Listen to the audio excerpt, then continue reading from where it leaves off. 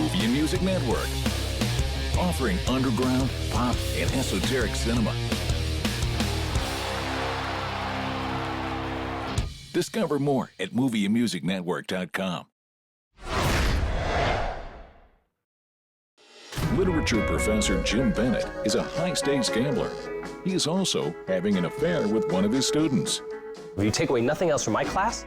Desiring a thing cannot make you have it.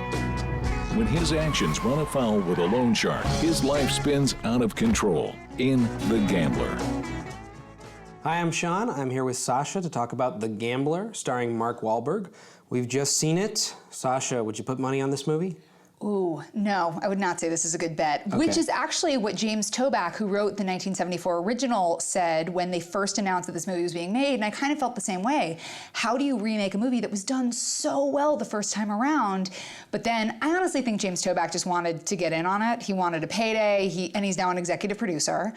But then I started feeling like maybe they're gonna get this right. You've got William Monahan, who wrote the script, who did The Departed, who did an amazing remake of Internal Affairs, which is what The Departed was first. And you've got Rupert Wyatt, who relaunched the Planet of the Apes franchise. So I'm thinking, these are strong hands. But the movie is just, it's off in some weird ways. There's these tonal inconsistencies, like sometimes it's a character piece, and other times it's sort of a fever dream, and the best times it's a black comedy. Hey. Hey. If I have to pull you into an inappropriate relationship to get you out of your job, I'm ready to go.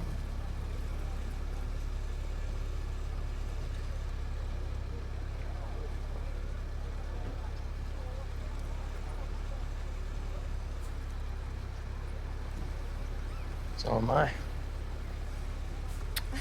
You have a story about a man who is facing these impossible stakes. He's got this huge gambling debt. He's dealing with his own demons.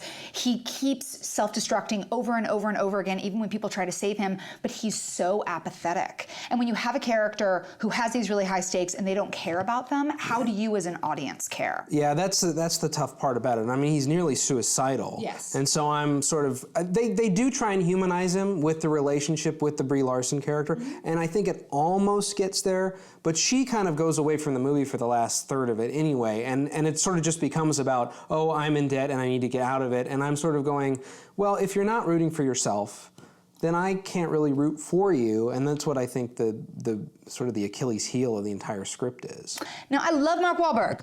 I have loved Mark Wahlberg forever. Going back to his Marky Mark Fear days, Mark Wahlberg, I am a fan.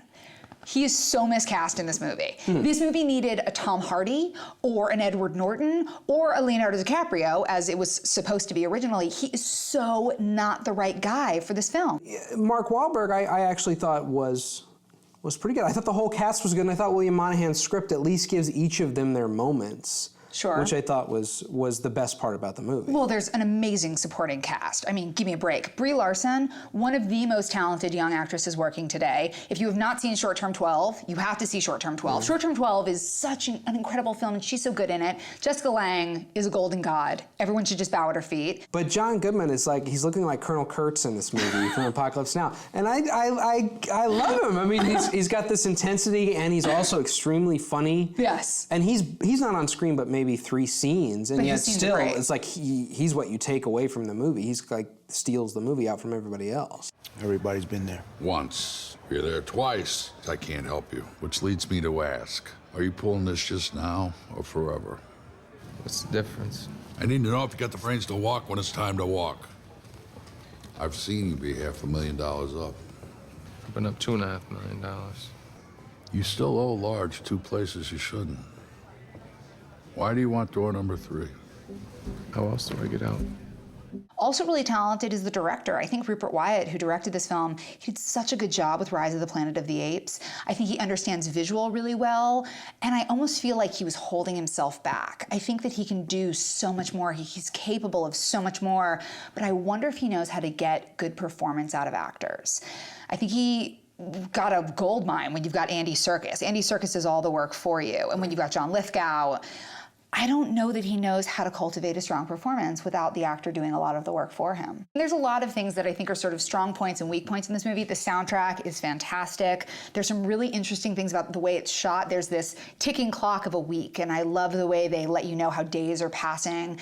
There's some good visual stuff, but then there's these weird little inconsistencies that I shouldn't have noticed that I did. Like, I love when there's a movie that is a love letter to Los Angeles. Drive, 500 Days of Summer.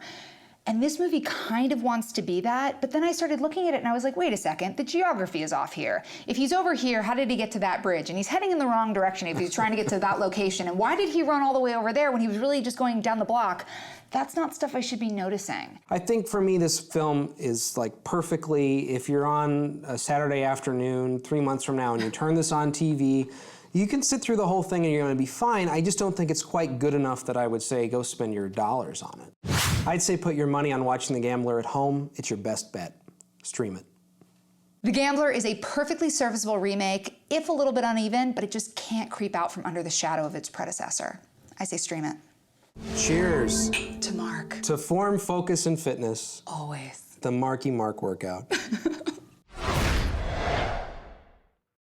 I've always disliked the fact that they photoshopped his face onto my body.